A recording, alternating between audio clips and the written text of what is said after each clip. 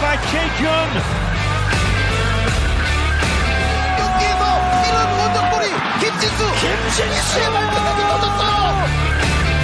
header is good, and it's the giant defender Jung Tae-wook, and eventually Korea have broken the deadlock. You're listening to the K-League United podcast, proud partner of Football Nation Radio.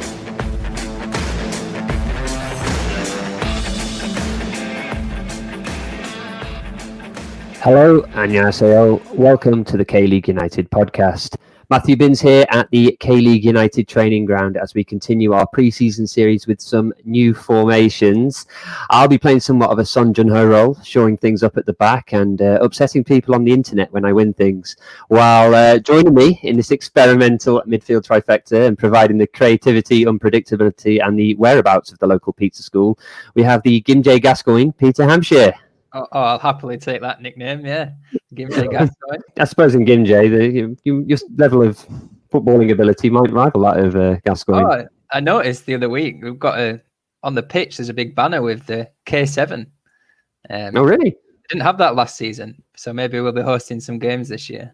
Well, we'll be coming to the lower leagues actually later in this podcast, but we do have to mention the other person we have here making up our midfield and making his first start for the podcast. It's the second most popular icon out of Daegu after Rika the Hedgehog. It's our very own Jung Muyeol. Welcome to the podcast, finally, Muyeol.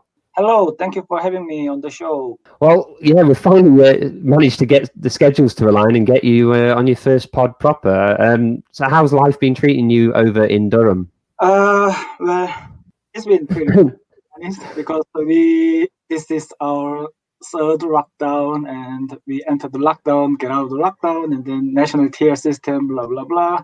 So much different changes in rule, but I've been just holding up pretty well, I'm glad to hear you're holding up all right over there. Yeah, it's a bit of a terrible time back in the UK at the moment, and we're wishing any UK listeners as well, and hope they're staying safe during these difficult times. But onto a slightly lighter note, and I don't wish to plug the Patreon so early to listeners, but those K2 tier subscribers can bear witness to what is an impressive mane of hair you've got coming in there, Muyeol.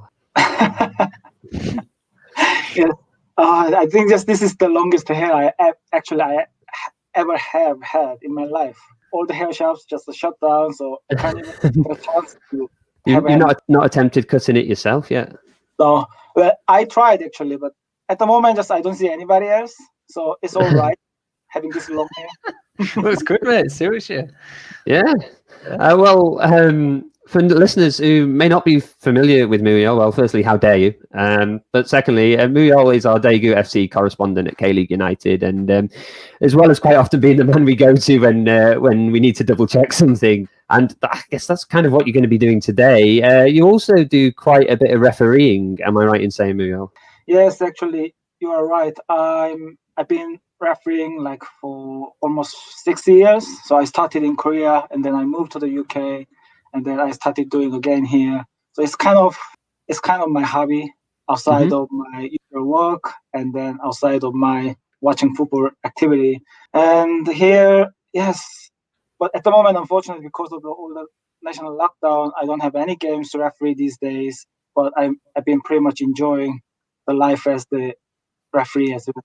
Yeah, the armchair referee that you've been at the moment. Yes, possibly enjoying some of the VAR calls in the recent K-League matches. I don't know whether we should delve back into them. I did hear Ryan get quite heated last week on the podcast again over the VAR calls that he deems unforgivable. The ones that Paul deems unforgivable. Do you deem them unforgivable, Muyeol? Let's throw you a grenade nice and early. I'm not going to say anything about this. Okay, that's the safest option, I think.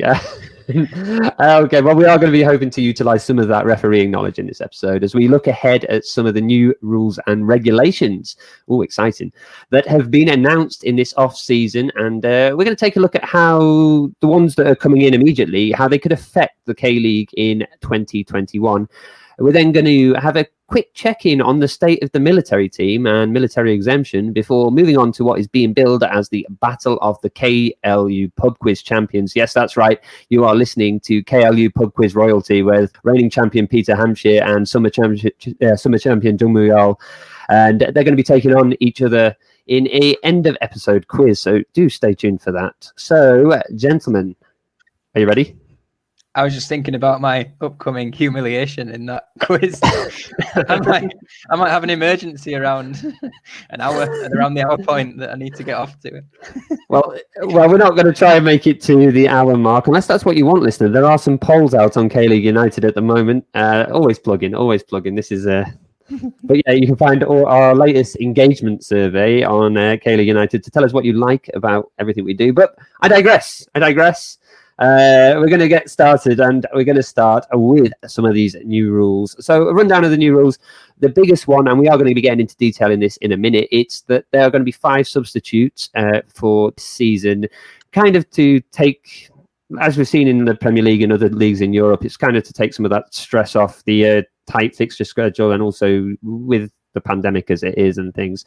We'll delve into that slightly later. We're also going to be looking at the introduction of an option for professional teams to make a professional B team and play in the lower divisions.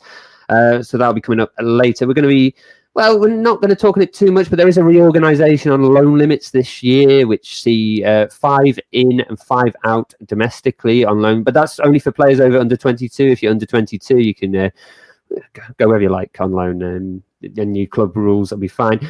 More interestingly, loan players can now play against parent clubs. So terrible news for John Buck, or would have been last season. There's also some roster limits, some win bonus limits, some percentage salary cap. These are all coming in stages in a couple of years' time, and so we're going to cover that probably also in a couple of years' time, because I think we've got a tight enough schedule as it is. But there is one more ruling that I'd missed out until Muyeol had pointed out to me before this podcast, and that is, the Bosman ruling in the K-League. Well, K-League doesn't really have it. K-League has an interesting system with free agency. So, Muyeol, would you like to explain what the current setup is, and how it may be changing in next year?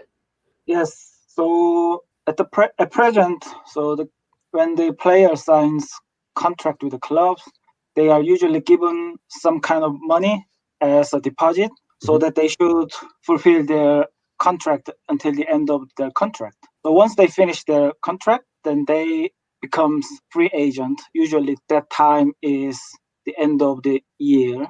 So even if they becomes FA, the free agent, so if they sign with another K-League club, only with the K-League club, then the club who's going to buy the player still have to pay some small amount of money to the previous club because of that deposit previously the player received from the club. Yeah, so people who may have been wondering about the transfer of Stanislav Ilichenko to John Buck, he was up for free agency, but then John Buck did pay a certain amount for him, and this comes back to this rule. He was his contract was up, but he's moved to another K-League club, so John Buck had to negotiate with Pohang for some kind of settlement there. From next year, players will be allowed to move freely towards the end of their contracts. And do you think that this could have an effect at all on how clubs might be looking to manage their players come the end of the season?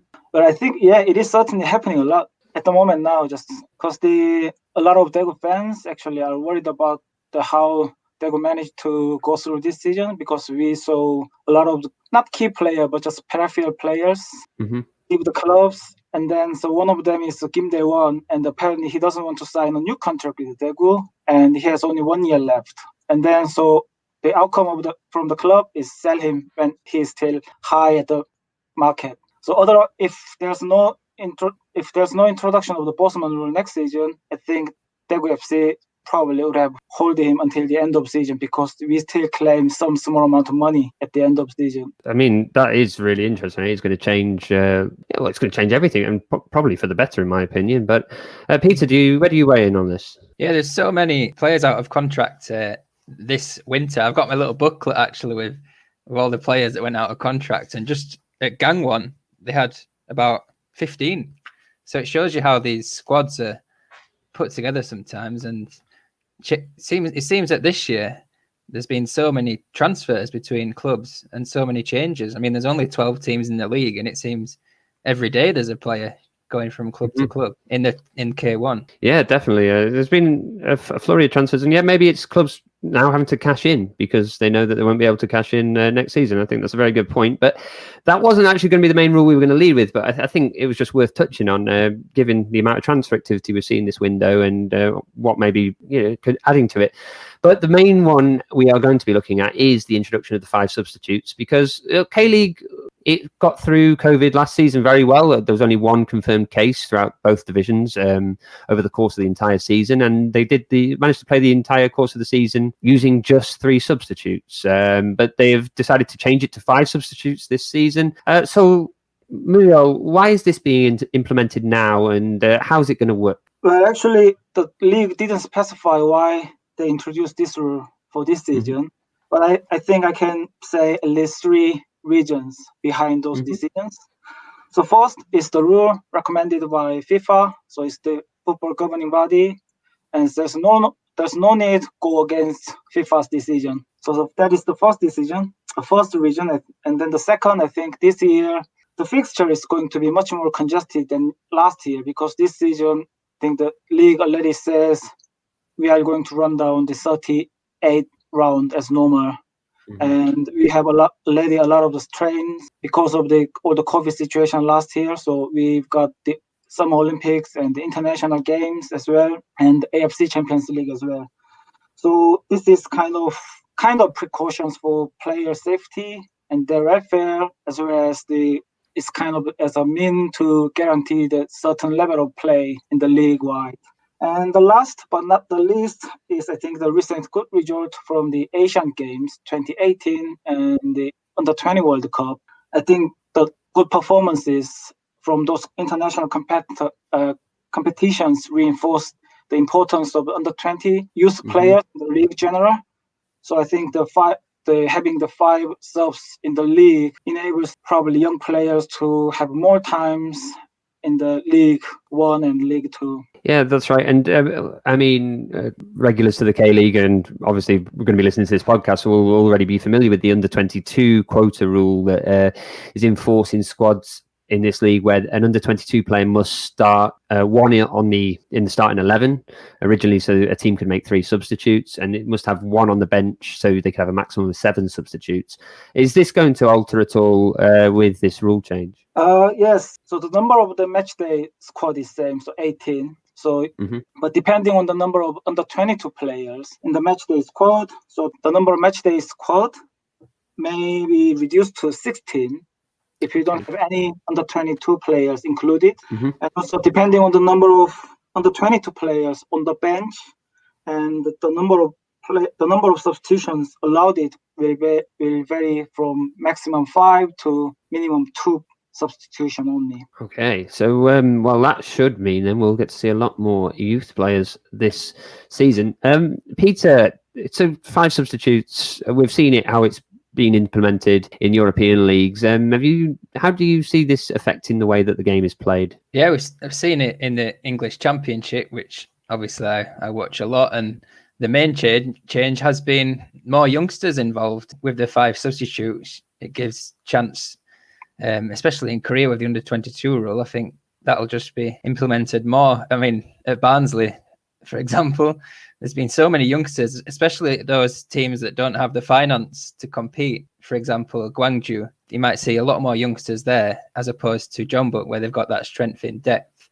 I also think that it gives clubs the opportunity to bring on 3 subs at once to change a game. So if you're behind in a game, you can change things tactically more easily with 5 substitutes without worrying that you've used all your subs early in the game and there could be an injury and you're left with 10 men. So that's also how it's changed in Europe. I think we've seen managers taking bigger risks, putting on 3 players at once after 60 minutes and looking to change the game. And just watching Barnsley week in, week out, that has affected the games.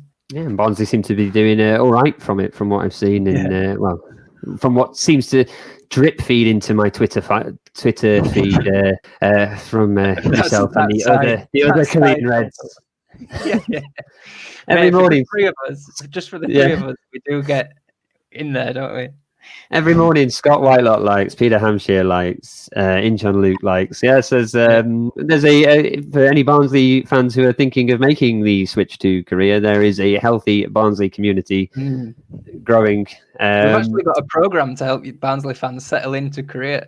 There's a specific program that you follow. Yeah, how to order Yorkshire tea. Where's the local pork pies, things like that. So, well, there you go. All Barnsley fans welcome. I'm not sure about anybody coming in from Sheffield, though. But Muyeol, do you have anything to add to, well, not just to the Barnsley discussion, but to how the game might change that Peter might not have already mentioned? But I think, unlike the intent of the 5 substitutions rules introduced by the league, I think some teams will be pleased with the 3 subs because the 5 subs are only allowed when they use 2 under 22 players on the pitch. So I think, I mean, if you start only 1 under 22 players, then you still have 3 subs allowed. So I think some teams still will be pleased with normal 3 subs in these conditions. So I'm a little bit of skeptical about this side of the rules, because I don't think there's not much incentive for the teams to eagerly start under 22 players that long time.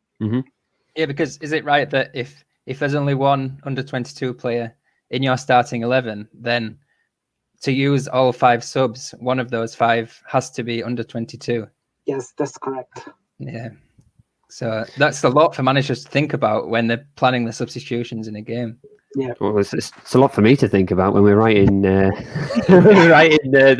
match previews this upcoming season. But okay. Well, cheers for explaining that. Well, let me ask you, which teams then do you think will benefit most? Let's say pick one each and why. So we'll start with you, Peter. Which team do you think is going to benefit most from this rule? I think the obvious answer is Jung, but because of the strength in depth. But then you look at last season, and perhaps they were missing under 22 players included in that strength in depth. Other teams, Suwon showed in the Asian Champions League that they've got a squad capable with good youngsters. But it's hard to tell with these squads changing so much over the winter transfer window. It's hard to tell. Muyeol, is there any teams that you think might stand to benefit this season? Well, I think it's certainly Pohang, because they are very well known for a hotbed of the youth product in general in the league, and they've got still Song Min-gyu and the Lee Soo-bin both are qualify for under 22 players, and those are 2 big names among the all under 22 players in the league wide. And the last season they actually filled like even more. So the minimum under 22 player were actually 2, but they filled more than 4 under 22 players on the pitch or on the bench. So I think this is definitely big chance for Pohang. Yeah, that's actually a very good point. I actually had Pohang possibly suffering from this, but you make a very good point there. And similarly, I've said Ulsan, because Ulsan do have a lot of promising youth players now. I think Ulsan's biggest issue this season might be the bedding in of so many new names and the new manager. But in terms of this rule, I think Ulsan could really carve out an advantage here if they can play their cards right. But yeah, definitely the teams with more depth, especially in those lower those lower age brackets. So on the flip side of then, is there any teams you think could end up struggling? And I'll go the opposite way this time. Muyeol, is there any teams that you see might suffer from this? Yes, for me is Suwon FC. This is not because they just promoted to K-League 1, but they changed almost more than half of their squad, preparing for the coming back to the K-League 1. And also they've got only 1 under 22 player who experienced professional football. I think this is quite clearly worrying for them. Definitely. And Suwon, that's a very good point. Suwon FC had one of the lowest minutes for under 22 players last season in the K-League 2, despite getting promotion. But yeah, so that's something they really haven't addressed as well. They've made a lot of transfer movements, but unless they've got some young kids in this, wonder kids behind the scenes that we haven't seen, that's a very good point you've made there, Muyeol. Peter, any teams you see struggling this season because of this rule? Yeah, I went close to home, and I went with Gwangju. Not because they don't have any under 22 players, but I think there's only one that stands out, and that's Won Sang, who actually qualifies by a week to be an under 22 player this year. You have to be born after January the 1st, 99, and he was born on the 6th of January. So Kim Young will be very happy with Won Sang's mother, I think, for hanging on those extra days. But yeah, Gwangju, obviously, it all depends on transfer outgoings and incomings over the next few weeks, but looking very light in terms of their squad this season. Yeah, that's a very good point. I went for Pohang, but now Muyeol's actually convinced me otherwise, and it feels like a silly decision. I thought Pohang because the way their team has been torn apart, and they had quite a delicate balance last year. They had one real, core attacking four, and with that torn apart, I just figure that their depth behind those, there isn't too many. But I mean, perhaps they haven't made all the moves yet that they're going to do in the window. And yeah, now I feel a bit silly having really considered their youth prospects. But anyway, it's going to be interesting to see how teams deal with it, and it's going to have to be something everybody's going to have to consider, commentators and writers and managers especially, on how this rule will be working. We're going to be going into another rule after the break, another one of these key rules. So don't go anywhere. FNR is a revolutionary football-dedicated digital platform, the first of its kind in Australia. It provides a 24/7 live online radio platform experience, podcast hub, and acts as a content provider for TV, radio, and digital. Having reached millions of listeners and football fans since launching, FNR is accessible worldwide via its website or app, providing a platform to discuss, debate, and celebrate the world game. We are your voice of football, FNR Football Nation Radio. Welcome back to the K-League United podcast. I'm Matthew Binns, and I'm joined by Peter Hampshire. Hello. And Jung Muyeol. Hello again. Okay, and today we are going through some of the new rules in the K-League 1 for 2021, and also the K-League 2 as well. Let's not forget K-League 2. There is no party like a K-League 2 party, as Ryan and Paul will constantly go on about. But we know where the party's at, don't we, lads? Yeah. All finished in the top 6 last year. I know, yeah. Yeah.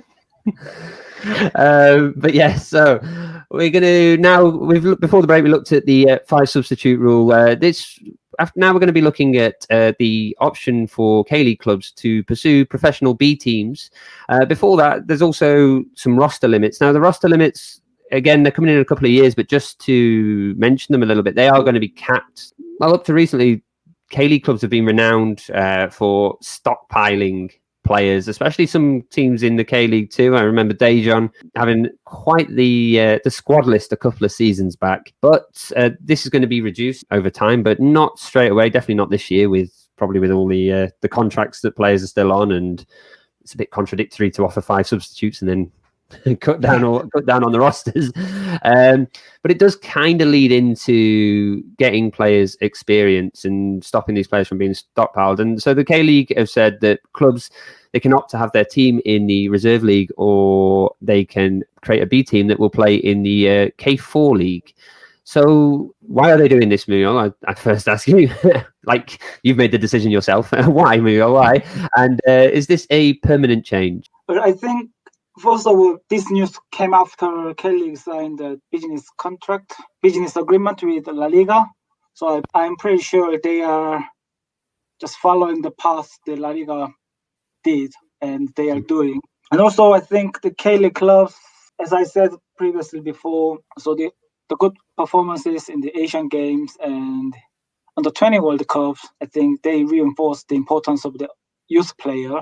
So they just want to make a place for the younger players to develop rather than just buying players from just the school teams or other outside of K-League clubs' youth team. And what are the benefits to such approach? I'm going to switch it to you, Peter, because you're more familiar with. Well, I'm trying to think of the name of the trophy without making it the old Johnston Paints trophy. I can't remember what it's currently branded as. Trophy, yeah. I don't know what it is now. It's had about 8 names in the last 10 years. But you don't know what it is now. As soon as Barnsley in the Championship, you've forgotten its name. You discard it. You won it a few years ago, didn't you? Yeah. But the reason why I bring that up, it's not to disparage Barnsley in any sense of the matter. It's because Premier League teams play B-sides in this, not for the same reasons. Well, maybe slightly for some of the same reasons. But what is the benefit? What is the disadvantage? What are your feelings on the move? In England, I'm ardently against it. I don't think it's fair for the Football League clubs to have to come up against Premier League academies. I don't think they feel like real games for the fans when you watch them. I think we actually played Manchester City under 21s in our cup run. Great team. Yeah. But the benefits is real game experience where points are on the line for these youngsters who play in reserves leagues, because you hear from professionals all the time about reserve leagues. It just feels like you're playing against your mates when there's nothing on the line. It's not, and there's not many fans in the stands. It doesn't feel, it's not that competitive edge that you get where there's a competition. And talking about this, it's not like it's a new issue. In La Liga, as Muyeol mentioned, they've had it for decades, the B teams. In fact, I was having a look earlier, and the Copa del Rey final in 1980 was between Real Madrid first team against Real Madrid B team. So I really hope we don't go that far in the K-League, because that would be an awful spectacle for a cup final. Other drawbacks, I wouldn't say it's financially beneficial when you've got, for example, Ulsan reserves playing against a K4 side. I can't imagine many people in Jinju or Paju wanting to go and watch a reserve team.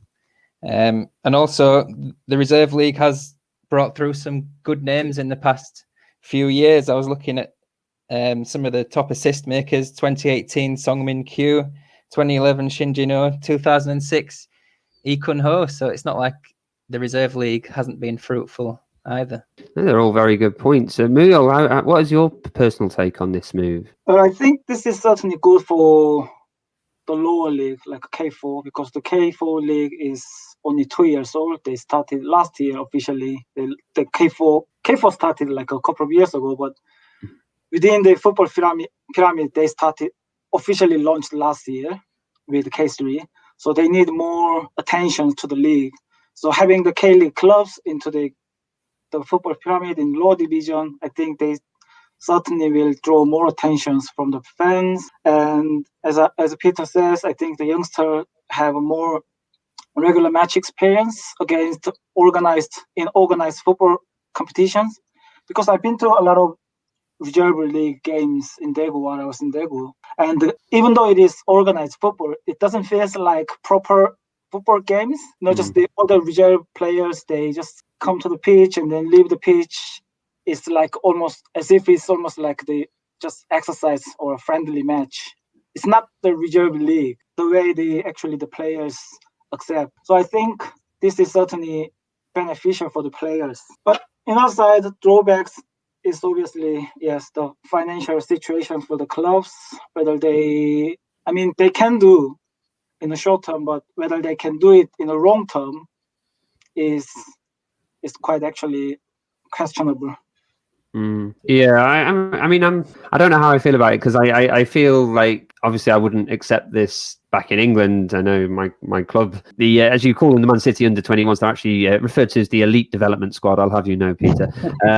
But yeah, I'm not a fan of that. I wouldn't want B teams in England, for example. But I don't know. You can't always compare things to Europe. I know we kind of do things on this to kind of simplify thoughts and concepts, but in Korea, the K4 league isn't getting many fans anyway. There are some very dedicated fans in the K3, K4. Don't get me wrong, but I think having some of these teams play competitive football under the guise of a B team, yeah, it could work. I hope it's not a permanent decision. I think these teams in the K3 and K4, like, they need time to naturally grow. Like, if it's only been a couple of seasons, that's not long to build those fan bases. And you don't want the top teams interfering. That's a very good point. Like, and you've also got teams that have been there for a while in the K3 anyway, mainly from the old K3 and also from the now defunct National League. They've already got these established fan bases, and I mean, while these B-sides are going to be in K4, at some point they may cross paths down the line, and it just seems a bit of an odd one. I've been on a lot of away trips with the Busan transport team. We've obviously been going for a long time, and it's a lot better going to Cheonan away than it is to Ulsan under 23s away. You can't take those days out away for the soju drinkers down in Busan. No. Going to the Gwangju Auxiliary. Well, no, the Gwangju Auxiliary pitch is the new pitch, isn't it? It would the Gwangju team now play in the World Cup Stadium. This would be a complete role reversal. Yeah. All right. Well, it's a rule that divides opinion, I would say. I think it's a good idea for this year, perhaps under COVID. But I agree. I like to see it in these teams who are already in the K3, K4, who have already put themselves forward. Some of these new clubs like Namdong, they're recently established for this new league, and now it's kind of taking the seriousness out of the league. It's what I would say. Like putting B teams in there, it kind of takes the credibility of that league away after clubs have set up there. But let us, if you're listening to this and you'd like to give us your opinion, well, please feel free to leave them in the comments. We'll get them into us at K-League United. We are going to have one more quick break, and then we are going to talk about military exemption in 2021. Don't go anywhere.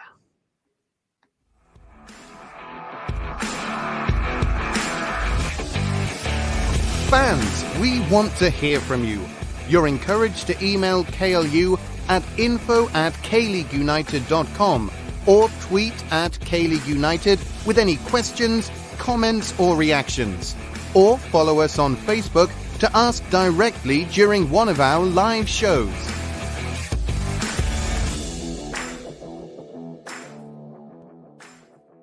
Welcome back to the K-League United podcast. I'm your stand-in host for today, Matthew Binns, and I'm joined by Jung Muyeol. Hello again. And Peter Hampshire. Hello, lads. Are you enjoying my Brighouse Town ladies' attire tonight? Oh, very nice. Yeah, with the little PH on as well. All right. Yeah, a little treat for the Patreon members there.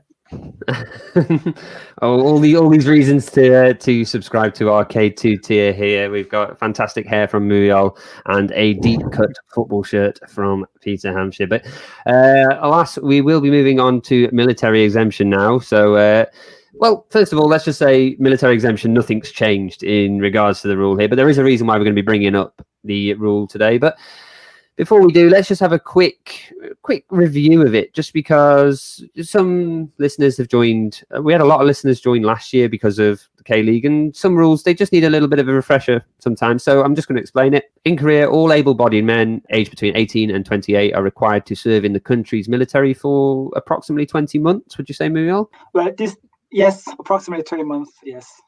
Yeah, depending on certain things. What forms of military service you choose. Exactly. So when the time comes for professional footballers, they can apply to play for the league's military team, the now named Gimcheon Sangmu, provided that they have been playing at a K-League side for 6 months prior to their enrolment. Gimcheon Sangmu, formerly Sangju Sangmu, and now the third version of the military team, it should be said, they start life in a new location in 2021. That means that by the league's relocation rules, they have to start in the K-League 2, despite finishing 4th in the top tier last season. However, for players who don't wish to spend a season and a half in Gimcheon, and why wouldn't you? Gimcheon's lovely. There are many means to exemption, namely not many. There aren't many means to exemption, rather. They are namely in the form of a bronze, silver or gold medal at the Olympics, or just a straight out gold at the Asian Games.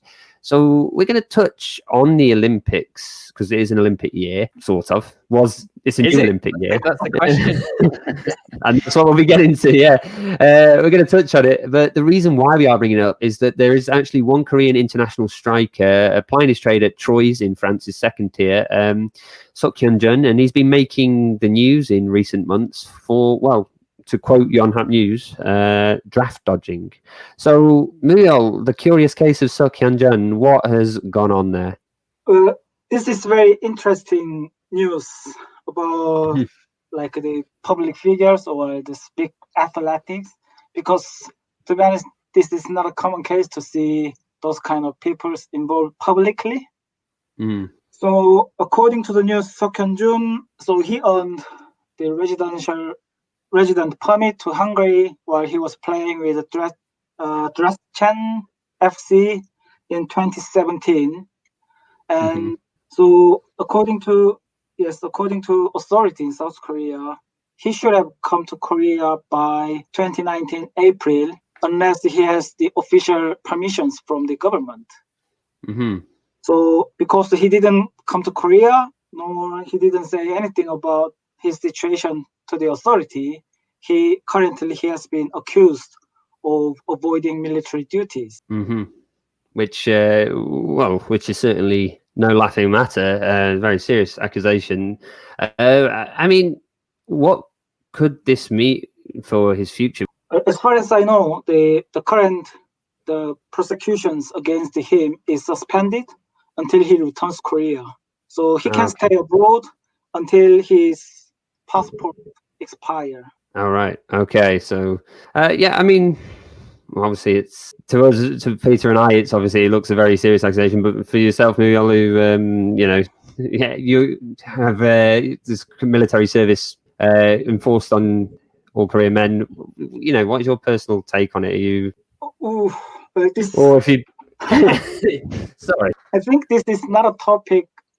This is, I think this incident beyond my personal judgment, because this is against the law. So I think this should be held within the law, because previously there was a similar case in Korea football. Some of you guys may have known, but the FC striker Park Ju-young, he went down the similar path actually ahead of 2012 London Olympics. But what all he did wasn't against the law at all. He did all the things within the boundary of law. He just looked for a loophole in the law, and then he just exploited in a convenient way for him. But in Jun's case, this is just purely against law. Okay. So I think, this is just beyond my judgment. Well, we'll quickly move on before before we go too far with anything. And if you'd like to contribute to our lawyers' fees, you can do so on Patreon, but we'll get to that later. Moving swiftly on then from that at the moment. But if seriously though, the news on that, we do regular news roundups. Paul has been keeping on top of that as well, and it's going to be an interesting case to see how that develops. But yet, there has also been another rumour in the news lately, and it was a rumour that was quickly quashed, it must be said, but it was about the Tokyo Olympics and whether or not they can go on this summer. Now, at the moment, it should be said that it's all steam ahead at the moment. They are going on the 2020 Tokyo Olympics in 2021, having been delayed by the pandemic. But it did bring up a very interesting hypothetical, because obviously, as we mentioned before, to get military exemption, Korean teams need a medal, bronze, silver, or gold. So, Peter, I'm going to ask you again a hypothetical.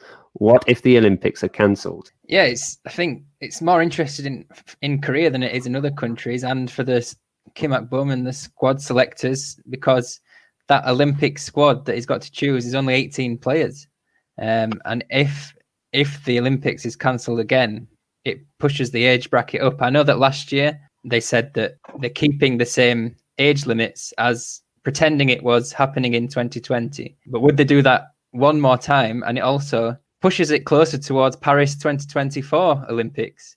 And for Korea, you've got two generations of players wanting to get that military exemption, and they're being squeezed together.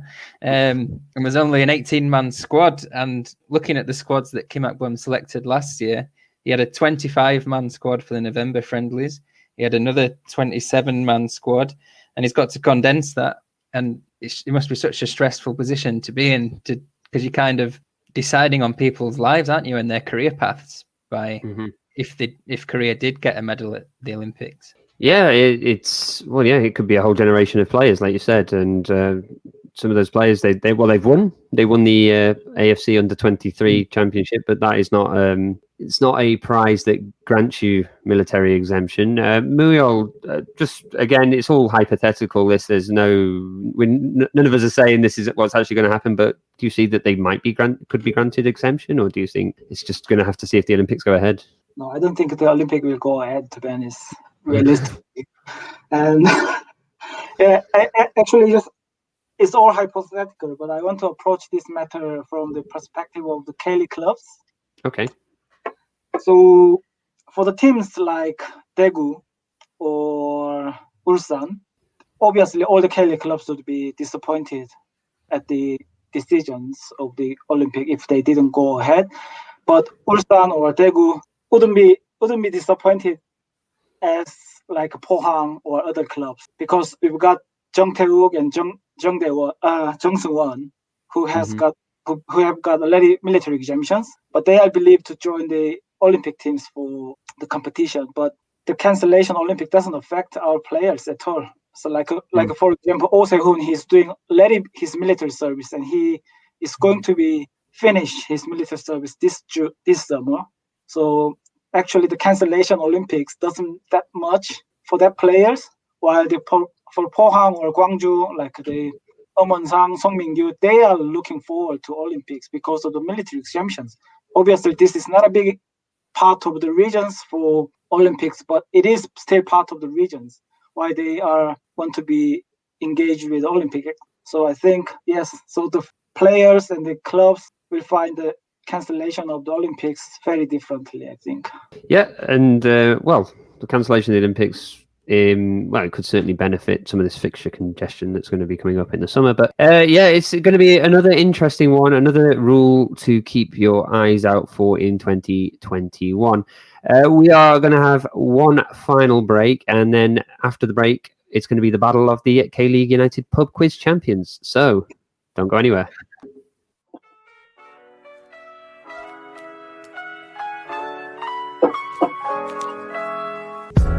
O.G. Lewis is your neighborhood British bar and cafe located in the Old Jiro district of Seoul.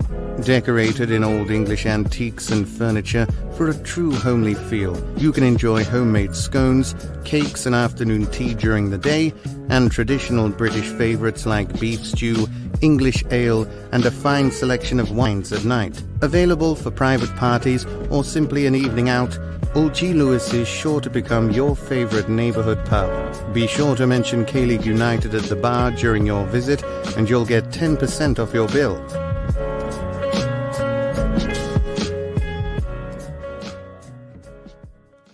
Hello, welcome back to the K-League United podcast. I'm Matthew Binns and I'm joined by, from Gimje, Peter Hampshire. Hello, lads. And all the way from Durham in the UK, it's Muyeol Jung. Hello, gang. I changed your name into the way you've typed it there, and I've introduced you to Jung Muyeol earlier. So we've got, you can pick and choose. So it's been a bit of a deep dive podcast, one for those who are interested in rules and regulations. And I thought, well, why not stop there? Let's go even more niche. And we're going to have a lineup quiz to test our two pub quiz champions. Now, Peter, he's the Gwangju columnist, as you may well know, for our website, and Muyeol is the Daegu columnist. Now, there was a memorable game between the pair last year. It finished Daegu 4, Gwangju 6. It's certainly one to look for if you're scrolling through K-League highlights.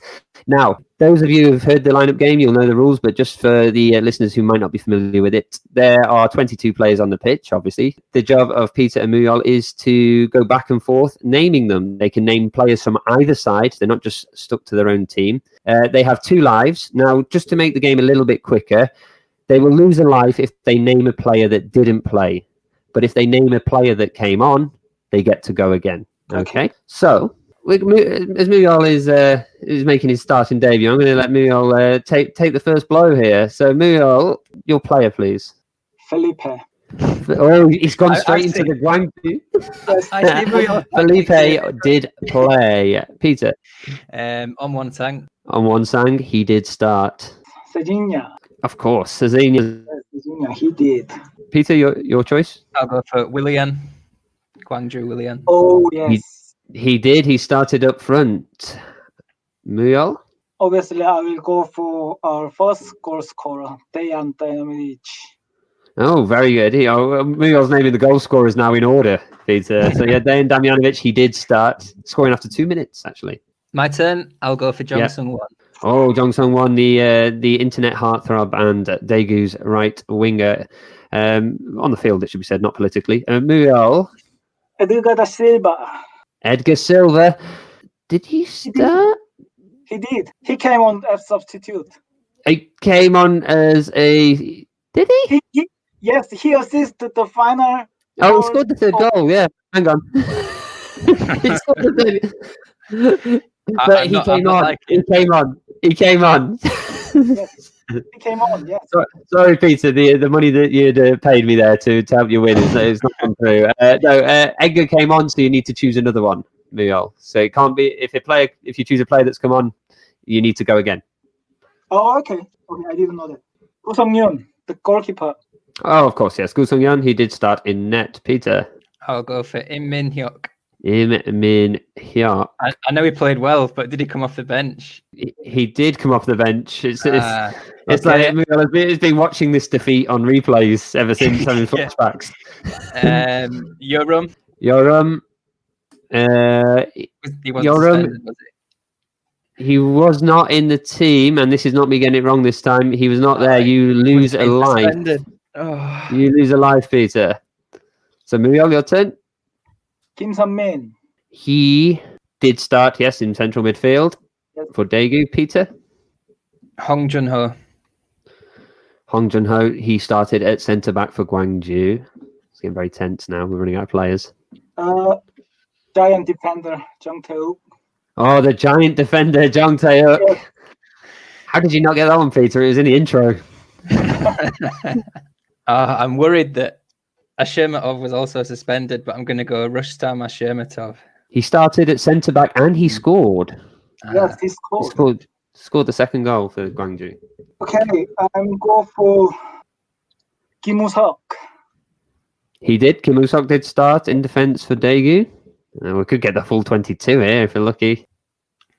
Kim Chang-soo. He did start at right back. Well, our under-22 player, Jo Jin-woo. He did, and he got booked as well. Kim Dae-won. Oh, he's dived into the Daegu side, and he is, he's come out with a result. Yes, Kim Dae-won did start. Diving into each other's teams here. This is great. Yes, the Gwangju midfielder, Park Jung-soo. He did. Park Jung-soo was in central midfield. What a striking blow that could be to Peter there. There's two Gwangju keepers that he changed between all the time. Yes, I'm going to go for Yoon Pyong-guk. He was in net. Yoon Pyong-guk was in net. You've dodged a bullet there. Okay, so we've got one more players in the midfield. Kim Sun-min. So it should be Nishi Tsubasa. It was Nishi Tsubasa. So there's the midfield completed for Daegu. Peter, you haven't got many left. Right. If Yoram was suspended or injured, then I'm going for he was replaced by Yo Bong-hoon. He was. This is getting very tense. I actually can't remember which ones we haven't got. Usually somebody's out by now. Okay. So Felipe. Yep. So maybe Do Hyun-seok. He was. Do Hyun-seok was in the centre. Yes. There's one Daegu player left, I think, if I'm counting right. There's one. Yeah, I can see one Gwangju, one Daegu. I'm going to go for Gwangju left back, the man with the thunder thighs. It's Eo Dum. Was he injured? Was he injured? He was on the bench. He didn't come on. Peter, you're out. It was actually Lee Min-gi at left back. That was quite good. We got 20 of them, which I think anyway. We'll have to do the math. If there's one missing, it might have been cut out in the edit. But no. So a quick rundown of the team there. Just the starting 11s. For Daegu, it was Gu Sung-yeon, Kim Dong-jin, Kim Woo-seok, Jung Tae-wook, Jo Jin-woo, Kim Sun-min, Nishi Damjanovic, Cecina, Kim Dae-won, Jung Sung-won. And in the Gwangju side, it was Yoon Pyong-guk, Kim Chang-soo, Ashmirtov, Lee Min-gi, Hong Jun-ho, Park Jong-soo, Young Bong-hun, Felipe Willian, Do Hyun-sok, and Won-sang. And, that means that Muyeol is once again the reigning K-League United Pub Quiz champion. It should be said that Muyeol actually got the most questions right in our Christmas quiz as well, but he bet them all on the wrong team and lost most of them. But yeah, never bet against Barnsley is what we've learnt. But yes, speaking of Barnsley, Peter, for people who might be interested in joining one of our pub quizzes down the line, as well as looking at this video, for instance, and a number of other exclusives, what should they do? Well, if you enjoy what we do here at K-League United, you can join our Patreon. There's exclusive editorial pieces each week. You've got places to find regular transfer rumour updates. Paul Neat has been very busy in the last couple of weeks with those. There's daily K-League briefings if you want your finger on the pulse in terms of Korean football. And recently that has included those new rules that we've discussed in this podcast. Coming up again this season, it's the return of Saturdays with things like fair play rules. I did a piece on Korea against Japan, best foreign strikers. We have our pub quizzes, which you can get involved in, and you can also watch the old ones, as Matthew just mentioned. And there's lots of new and fresh ideas coming for the 2021 season, full with player interviews and podcast extras, lots of video content. Tiers start as low as $1 and some more juicy stuff from $3 and $5 as well. That's right, all at patreon.com/K-League United. But also you can get in touch with us at social media, all at K-League United. That includes Twitter, Facebook, Instagram. No TikTok yet. We haven't got Ryan to start the dances. But you can also listen to this podcast every Thursday live on Football Nation Radio. You can also subscribe to us via iTunes, Spotify, Google Podcasts, TuneIn Radio, and more. And, well, if you leave a review, you can get entered in this month's K-League Kit Contest. I do believe this will probably be the final podcast where we'll be giving away the Suwon FC away shirt from a couple of years ago to celebrate Suwon's glorious return to the top flight. But that's it from myself, Muyeol, and Peter. Thanks so much for listening.